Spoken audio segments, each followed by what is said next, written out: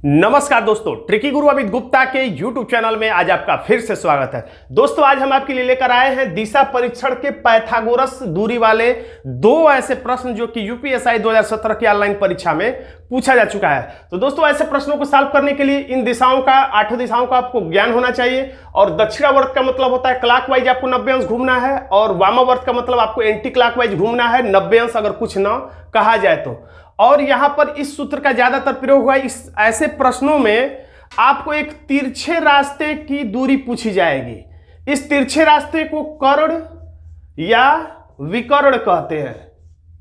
इस तिरछे रास्ते को कर्ण या विकर्ण कहते हैं। जब भी तिरछे रास्ते की दूरी पूछी जाए तो आप कोशिश करिएगा इससे जुड़ा हुआ लंब और इससे जुड़ा हुआ आधार, यानी कि ये आधार है और ये लंब है, ये दोनों ही दूरी अगर पता चल जाए तो आप आसानी से इस सूत्र के माध्यम से कर्ण यानी कि ये तिरछे रास्ते वाली दूरी को पता कर सकते हैं। अगर यही तिरछा रास्ता अगर ऐसे आ जाए तो आप कोशिश करिए इससे जुड़ा हुआ ये आधार और इससे जुड़ा हुआ ये लंब, इसकी दूरी यानी यहां से यहां तक और यहां से लेकर यहां तक इसकी दूरी ज्ञात हो जाएगी, तो ये तिरछे वाले रास्ते की दूरी अपने आप ज्ञात हो जाएगी। अगर यही तिरछा रास्ता आपको यहां पता चलता है, ये पता करना पड़ रहा है, तो आप कोशिश करिए इससे जुड़ा हुआ ये और इससे जुड़ा हुआ ये, यानी आधार और ये लंब, इसकी दूरी पता चल जाए और इसकी दूरी पता चल जाए तो ये कर्ण या विकर्ण की दूरी अपने आप ही आप ज्ञात कर लेंगे। तो हमेशा जब भी तिरछा रास्ता पूछे तो लंब और आधार उससे जुड़े हुए बनाने का, उसकी दूरी ज्ञात करने का प्रयास करिए। उसके बाद आसानी से आप तिरछे रास्ते की दूरी यानी निकटतम दूरी जिसे कह सकते हैं या कर्ण विकर्ण कह सकते हैं, उसकी दूरी हम ज्ञात कर सकते हैं। तो आइए देखिए ये पहला प्रश्न। देखिए लिखा है रोशन पूरब की ओर 15 किलोमीटर चलता है। तो मान लेते हैं यहां से रोशन 15 किलोमीटर इतना चला देते हैं, 15 किलोमीटर पूरब में चलता है।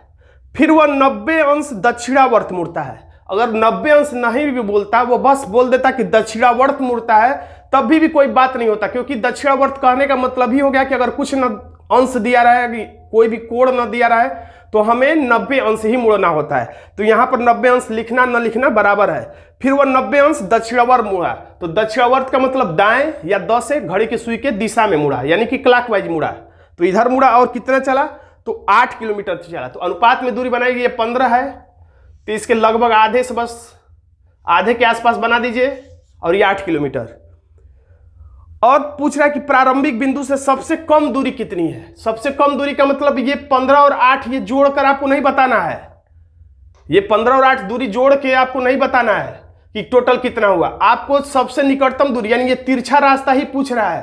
कभी भी अगर ये इसमें कम दूरी भी नहीं लिखा रहता लास्ट में प्रश्न में, फिर भी आप ये और ये दोनों दूरियों को जोड़कर नहीं बताएंगे।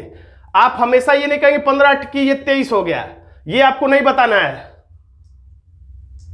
आपको हमेशा ये तिरछा रास्ता ही वाला बताना है, भले इस प्रश्न में सबसे कम दूरी न लिखा हो तो भी। तो ये यानी तिरछा रास्ता पूछ रहा है, तो ये दूरी कितनी है, तो हमें तिरछा रास्ता का मतलब कर्ण, यही कर्ण है या विकर्ण है, यही दूरी पता करना है।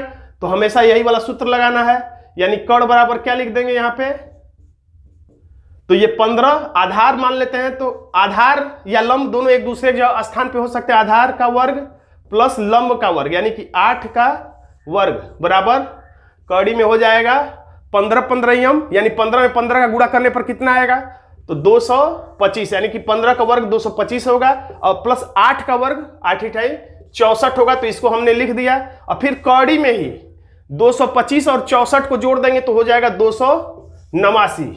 अब कौड़ी हटा के आंसर ज्यादातर देता है, तो कौड़ी जब हटाएंगे तो इसका हम वर्गमूल कर लेंगे। तो 289 किसका वर्ग है, 17 का, तो ये हमारा आंसर 17 हो जाएगा। और जिसको मैथ अच्छे से याद होगा या वर्ग घन याद किए होंगे जो लोग, तो इनको आसानी से वो समझ जाएंगे कि 289 17 का वर्ग है। तो अब हम इसी आधार पर, इसलिए हमारा इसमें आंसर हो जाता है बी, जिसमें लिखा हुआ है कि 17 किलोमीटर। तो दोस्तों देखिए अब दूसरा प्रश्न, इसमें लिखा हुआ है एक व्यक्ति अपने कार्यालय में 8 किलोमीटर दक्षिण चला। तो यहां से वो दक्षिण में चला कितना, 8 किलोमीटर। तो यहां पे हम लिख लेते हैं 8 किलोमीटर। और फिर बाएं मुड़ा और 3 किलोमीटर चला है, 3 मीटर चला है। बाएं मुड़ने का मतलब आप प्रश्न लगाते समय ऐसे होंगे, तो आप अपने बाएं नहीं मुड़ेंगे। याद रखें जब भी आप दक्षिण में चलते रहिए तो आपको दिशाशूल हो सकता है। यहां पर विशेष रूप से अलर्ट रहिए क्योंकि प्रश्न सॉल्व करते समय आपका चेहरा इस तरह से होगा, और अगर आप अपने बाएं मुड़ जाएंगे तो प्रश्न गलत हो जाएगा, क्योंकि जो व्यक्ति नीचे चल रहा है उसका चेहरा इस तरह से होगा और उसका बायां इस साइड में होगा। या सीधे सीधे आप इस ट्रिक से लगा सकते हैं, ब से बाएं और ब से वामावर्त और ब से बाएं, या कह सकते हैं ब से जब भी दे बाएं तो आप एंटी क्लॉकवाइज यानी घड़ी के सुई के विपरीत दिशा में चला दीजिए। और कितना चलाना है? 3। तो ये 8 है, तो लगभग इसके आधा से भी थोड़ा कम ही, तो ऐसे लिख दीजिए। फिर 4 मीटर उत्तर की तरफ चला, तो फिर उत्तर जब बोल दिया है तो दाएं बाएं से कोई मतलब नहीं, आपको उत्तर में जाना ही है। और ये 8 है, तो लगभग इसके आधा दूरी पे ले जाके रोक दीजिए, 4 मीटर। अब अपने कार्यालय से मैं कितनी दूर हूं? तो कार्यालय इसका यही है, तो ये आप ये पूरा जोड़ के 8 और 3 और 4 इसको जोड़ के मत लिख दीजिएगा कि कितना होगा। आपको यहाँ पे ये निकट वाला ये तिरछा रास्ता ही बताना रहेगा हमेशा।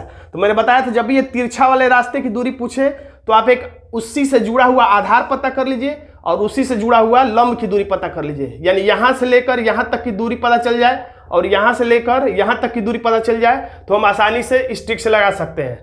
तो ये है, यहां से यहां 3 मीटर है, तो यहां से यहां भी ये 3 ही होगा। ये हमारे काम का है, इसे हम वृत्त में घेर लें ताकि याद रहे कि ये हमारे काम का है। ये पूरी दूरी 8 है, 8 मीटर, और यहां से यहां ये 4 मीटर है। तो ये यहां से यहां अगर 4 मीटर है तो ये यहां तक भी ये 4 ही मीटर होगा।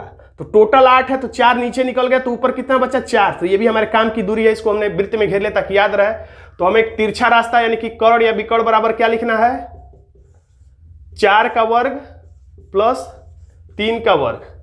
तो यहां पर फिर क्या हो जाएगा? 4 में 4 का गुणा, 4 चौके 16 प्लस 3 तिलिके 9, और यहाँ पे 16 और 9 जोड़ देंगे तो हो जाएगा 25। और इसका हम लोग वर्गमूल कर देंगे तो 25 को किस प्रकार लिखा सकता है? 5 गुणे 5, यानी यहाँ पे हमारा 5 आंसर आ जाएगा। ये जो क्रियाएं हैं आपको बस चित्र बनाना है, ये सब कुछ नहीं करना है। इसका मुंहजबानी तरीका यही है कि इसी में आप करिए। आप जान गए 4 और 3 है, तो 4 चौके 16, तितली के 9, 16 और 9 25, 25 का वर्गमूल 5। बस डायरेक्ट 5 पे आपको यानी कि विकल्प डी को आपको टिक करना था। यानी कि ये सारा काम बस चित्र बनाना है, उसके बाद ये सारा कुछ मुंहजबानी आप कर सकते हैं और अपने समय को बचा सकते हैं परीक्षा हाल में। तो दोस्तों, अगर आपने अभी तक मेरे चैनल को सब्सक्राइब नहीं किया है तो सब्सक्राइब कर लीजिएगा, क्योंकि ऐसे नए नए ट्रिकी वीडियो मैं हमेशा अपने चैनल पर लाता रहता हूं। और इस वीडियो को अगर आपको अच्छा लगे तो वीडियो को लाइक कर दीजिएगा और इसे अपने दोस्तों में भी शेयर कर दीजिएगा। धन्यवाद दोस्तों।